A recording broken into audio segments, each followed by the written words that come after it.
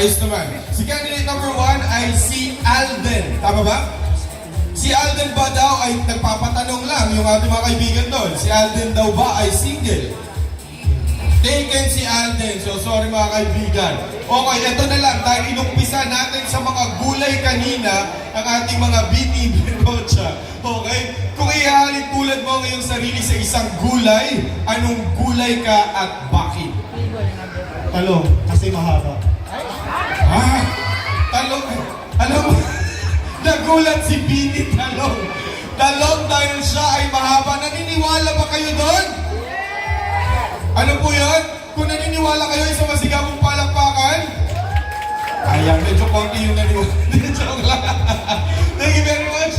Hawk number 1. Now let's have Hawk number 2. Ayan, Hawk number 2. Naging supporter ka dun. Okay, kumusta ka Hawk number 2?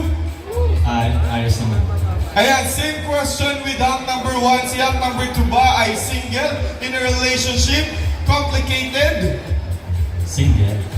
Single daw si Hawk number 2. Uy, yung binabantayan mo dun. Baka manakawang ka. Okay, Hawk number 2, kung ikaw naman isang gulay, anong gulay ka? Kamote. Kamote! Bakit kamote? Maugat. Maugat! Kung merong isang malaki, ito naman maugat. Palakpakan natin ang Hawk number 2 natin na maugat na kamote. Okay, now let's have Hawk number 3. Hawk number 3, okay ka lang? Medyo kinakabahan ka? Huwag kakabahan, okay lang yan. Hawk number 3, anong pangalan mo? Sagani Pasko. Si Sagani ay isang junior, tama ba? Yes, sir. Ano ang pakiramdam na maging isang junior? Mahirap. Ayos. Ayos naman. Okay. Isagani or Junjun. Junjun, ikaw ba ay single? Taken din si Isagani. Okay. Kung ikaw naman ulit ay isang gulay pala. Anong gulay ka? Siguro kamatis. Kamatis. Bakit ikaw ay isang... Bakit ka kamatis? Makinis. Makinis! Okay.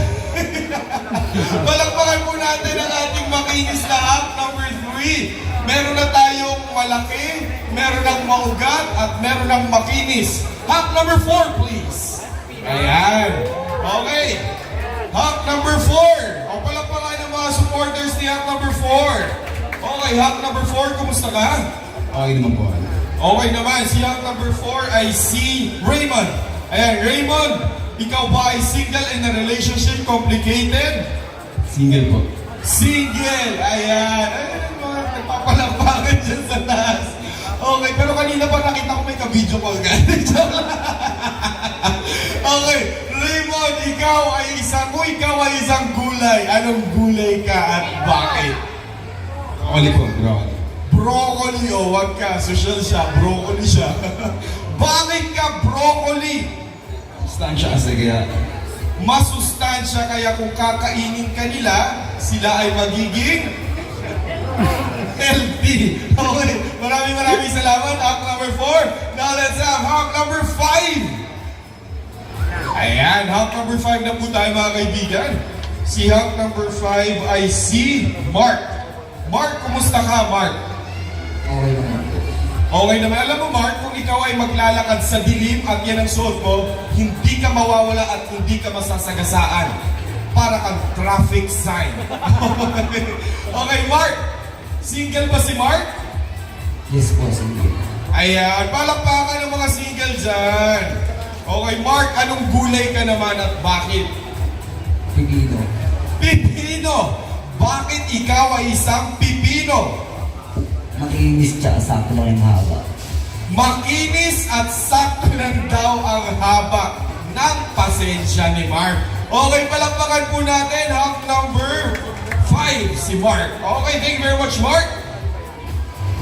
Now let's have Hawk number 6. Yan, Hawk number 6 is Steven. Steven, kumusta ka, Steven? Doing good. Doing good. Okay, Steven. Si Steven ba ay single in a relationship? Complicated? Yes, I'm single.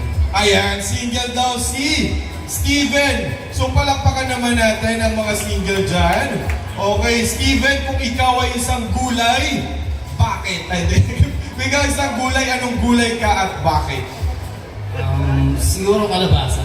Kalabasa, pabilog yun. Bakit kalabasa? Kasi masarap at masustansya. Masarap at masustansya. Palakpakan po natin, hunk number 6, ang ating hunk na kalabasa. Okay?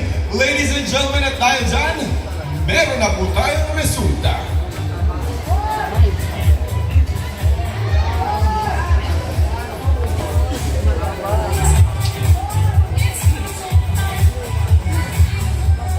Alright, ladies and gentlemen, before I announce you our winner or winners for today, again, I would like to invite everybody on October 5, that's on next Saturday. Magkita-kita po tayo dito for our 4th elimination round and of course, ang ating Christmas lighting.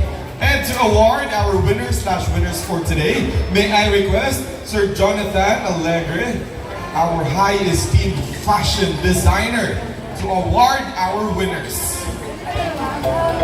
For the information of everybody, for some of you, alam niyo na po ito, pwedeng isa, pwedeng dalawa, pwedeng tatlo, or kahit ilan ang pwedeng manalo every weekend.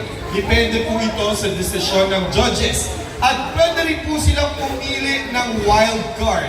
Yung wild card na yon ay maglalaban-laban kasama ang iba pang wild card ng mga nakaraan na week at sila ay maglalaban-laban for the final spots.